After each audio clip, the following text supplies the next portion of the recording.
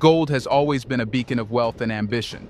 But in Burkina Faso, it's much more than a symbol. It's a cornerstone of the nation's economy and a lifeline for millions.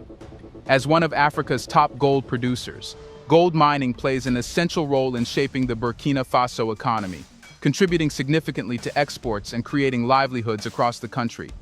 Yet, despite this abundance, the nation has long struggled with the paradox of resource wealth, where vast mineral riches fail to translate into broad-based prosperity. A significant part of this struggle stems from how Burkina Faso's gold is managed and exported. In 2022 alone, the country exported gold worth $6.74 billion, with Switzerland receiving the largest share at $5.93 billion.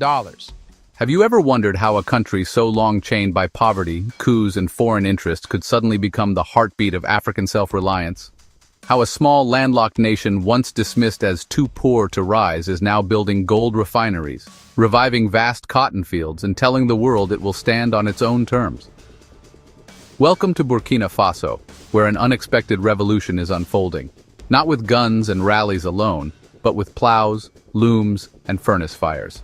For decades, Burkina Faso's story was a cruel paradox, a land shimmering with gold underground, yet millions above living in darkness. International corporations dug deep into Burkina's soil, extracted billions worth of gold, and left behind dusty roads and hollow promises.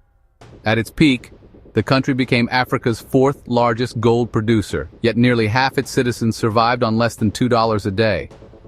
Ask the old women in the village markets and they'll tell you the same story. Foreign trucks come, the earth is scarred, the gold is gone, and nothing changes. Hospitals still lack basic equipment, schools stand roofless, youth drift across borders chasing dreams they can't find at home. But something radical has changed. In Ouagadougou, the heart of Burkina, towering smokestacks now rise against the horizon. Inside are massive gold refining vats, entirely owned and operated by Burkina Faso. This is no longer just a mining nation exporting raw gold dust and bars. It's a refining nation adding value, keeping wealth within its borders. President Captain Ibrahim Traoré, a soldier who rose from dusty battlegrounds to the presidency, has become a symbol of this defiance. Unlike his predecessors who smiled for foreign cameras while signing away mineral rights, Traoré has forced renegotiations of mining contracts, demanding majority local ownership and domestic processing. It's a gamble that shocked investors but electrified ordinary Burkinabe. A young technician named Musa, standing near the refinery floor, summed it up best. Before, we watched our gold leave and come back as expensive jewelry. Now, we turn it into bullion right here. It means jobs for us. It means our children will eat. This internal economic awakening hasn't come without cost. When Burkina Faso, alongside Mali and Niger, took a hard stance against old French and Western influences, ECOWAS, Africa's regional bloc, threatened sanctions, isolation, and political rebuke. Many regional leaders, pressured by Paris and Brussels, accused Burkina of destabilizing West Africa's fragile democracy club. But in the crowded streets of Ouahigouya and the cotton villages around Koudougou, farmers and traders barely cared about speeches from Abuja or Abidjan.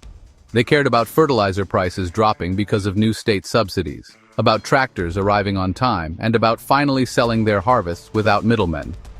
The people of Burkina Faso, battered by terrorism and droughts for years, seem to understand something the world is only waking up to.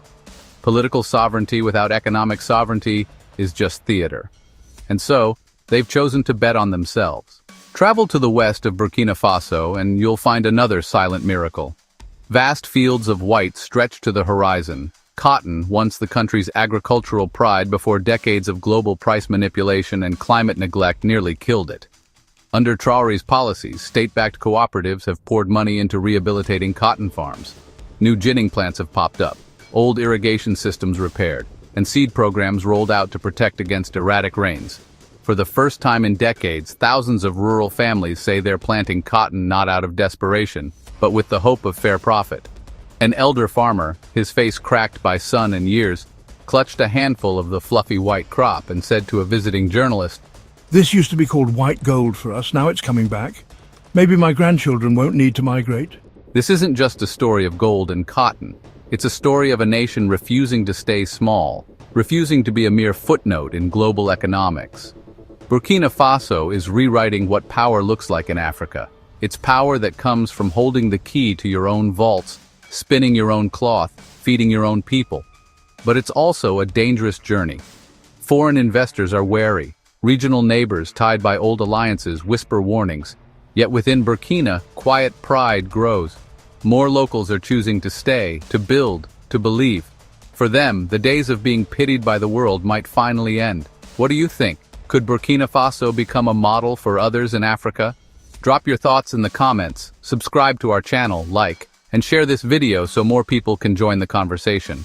It will dive deeper into how Burkina is using local industries to resist global economic traps, explore their emerging secret trade deals with non-traditional partners, and reveal what the West truly fears about this revolution from within.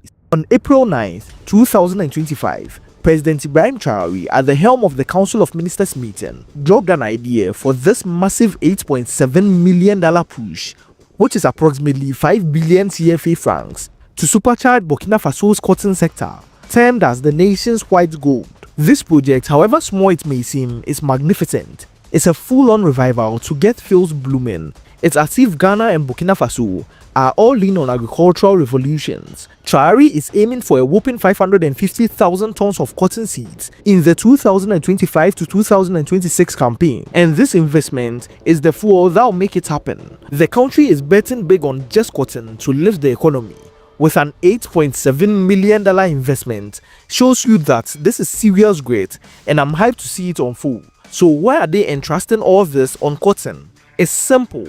Cotton is Burkina Faso's economic heartbeat, often called white gold in the country for its massive export value.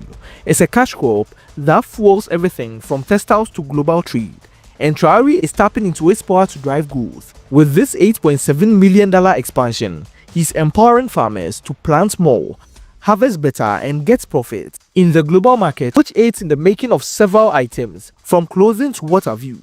Imagine the bills stacking high. The markets will be buzzing, and Burkina Faso's name will be shining in the textile hubs worldwide. In a world where small nations are often expected to remain dependent, Burkina Faso is choosing a different script. A script written in the calloused hands of workers, etched into the red soil of its farmlands, and refined in the roaring fires of its gold furnaces. But what's even more remarkable than the gold refinery or cotton revival is the silent web of partnerships emerging under the radar. While the West debates sanctions and policy memos, Burkina is building alliances that could shake the very foundation of international power dynamics in West Africa. In early 2024, while cameras focused on ECOWAS summits and EU press briefings, something entirely different was happening behind closed doors in Ouagadougou. Delegations from countries as far as Turkey, Iran, Brazil, India, and even some Eastern European nations began to quietly enter and exit the capital. These weren't ceremonial visits. They were the first steps in rewriting Burkina Faso's trade map. It's no longer just about rejecting France or resisting ECOWAS pressure. It's about building a parallel future with partners who don't demand political loyalty as the cost of economic support. China and Russia have already entered the conversation, with reports surfacing about proposed infrastructural projects and security pacts. But unlike previous foreign agreements cloaked in predatory lending, Traoré's administration insists on one key condition: Burkina Faso must retain control of its resources, labor, and pricing models. According to a leaked draft agreement, Burkina Faso and Turkey are exploring a textiles for tech partnership. Cotton processed in Burkina traded directly for Turkish machinery and medical equipment.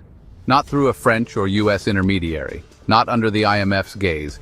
This is economic diplomacy on Burkina's terms. Still, perhaps the most revolutionary change isn't in foreign relations, but in the local factories, workspaces, and startups sprouting fresh shoots after the rain.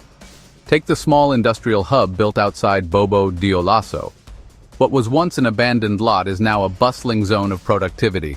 There are local tile-making operations using Burkina's own clay, soap factories using shea butter from northern cooperatives, and textile units producing garments from Burkinabe cotton for domestic and regional sale. One factory caught attention, Yurigold Fabrics, run entirely by women. The founder, Awa Sanu, once worked as a cleaner in Abidjan. Now she manages a team of 40 women, weaving and dyeing traditional Faso Danfani cloth for export. Orders are pouring in from Ghana, South Africa, and even African diasporas in the US. We were always told to sell the raw stuff and let others make the money. Now we keep the value here, and with it, the power. But Burkina's rise isn't just industrial, it's deeply agricultural, and it's strategic. Following years of food insecurity and over-reliance on rice and wheat imports, the Traoré government has launched an ambitious national food sovereignty initiative. It aims to cut imported staples by 50% in 5 years. To achieve that, they're rehabilitating degraded farmlands, investing in irrigation canals, and subsidizing local grain production: sorghum, millet, maize. Grain banks are being built in the Sahel region to support communities affected by terrorism and climate shocks. The idea is simple but revolutionary. Let no Burkinabe go hungry because a foreign ship was delayed, or a Western donor pulled funding. Burkina is growing its own food, not just for survival, but as a statement. In the words of Traoré at a public gathering in May, They can sanction us, but they will never starve us again. We will eat what we grow and grow what we need. of course, not everyone is cheering. Behind the scenes, resistance is mounting. International corporations that once operated with minimal oversight are facing audits, tax reviews, and new environmental regulations. Some have begun pulling out. Others are pushing back through legal loopholes and quiet diplomatic pressure. Anonymous sources within the Burkinabe Finance Ministry have reported cyber attacks, abrupt shutdowns of global payment platforms, and mysterious embargoes on essential supplies. Economic sabotage, some call it, soft warfare, a way to punish without bullets. But it's not breaking the will of the people. If anything, it's cementing a national narrative. We are being punished because we dared to rise without permission. A university student in Ouagadougou summarized it in a street interview. When you were poor and obedient, no one cared. Now that you're building your own destiny, everyone is watching, and some want you to fail. The big question being whispered in Western capitals is this: what if Burkina succeeds? Because if Burkina Faso can break free from the grip of aid dependency, if it can mine, refine, sow, and feed its people while securing its borders, then what stops Mali from following? What stops Niger, Chad, Guinea? The West's real fear isn't that Burkina will collapse, it's that it won't, that it will thrive, that it will become a model that proves Africans can chart their own course, reject neo-colonialism, and still prosper. And unlike flashy revolutions of the past, this one isn't asking for global headlines. It's happening in workshops, village councils, local banks, and dusty trade routes, inch by inch, harvest by harvest. We'll explore the education revolution, the youth's growing digital footprint, and how Burkina Faso is turning its internal struggles into fuel for reinvention. Drop your thoughts in the comments, like this video, and don't forget to subscribe and share to let more people witness this silent uprising. Burkina Faso's Bongo and Wagner gold mines now belong to the government. Until Tuesday, the 27th of August 2024, the Bongo and Wagner gold mines were owned by an African mining company. However, Ouagadougou has agreed a deal to nationalize the mines for around $80 million. Endeavour Mining, which agreed to sell Bongo and Wagner to Lilium last year for more than $300 million, had accused the travel of missing payment. Meanwhile, Lilium argued that London-listed Endeavour had misrepresented and hidden financial information about the mines.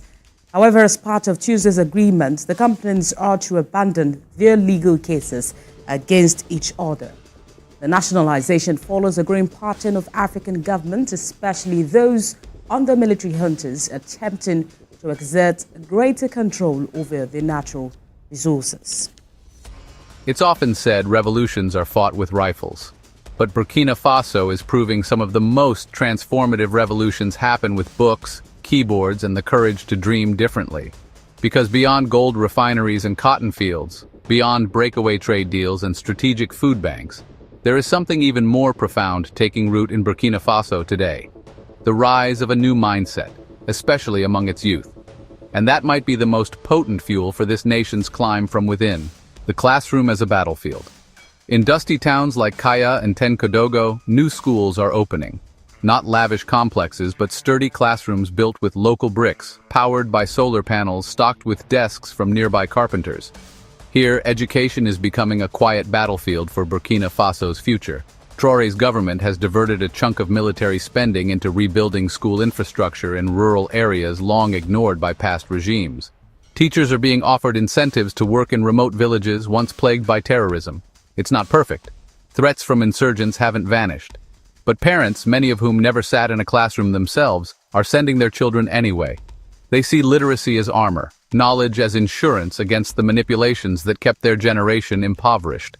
A young mother named Fati put it simply outside a village school. I grew up without letters. They told me my value was only in my hands to farm or fetch water. My daughter will learn more than that. The digital leap. Meanwhile, in Ouagadougou's small but buzzing tech hubs, a different revolution has begun.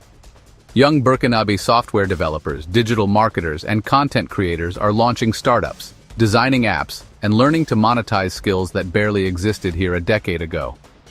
It's a digital leap meant to skip over decades of industrial backwardness. Local banks are beginning to fund e-commerce businesses. Mobile payment systems, once entirely foreign-owned, are seeing homegrown competitors emerge. Recently, a trio of young Burkinabe launched Faso Market, an online platform connecting local artisans with buyers across West Africa. Their first big break? Selling handcrafted leather sandals and traditional Faso Danfani shirts to a growing diaspora community in France and Canada.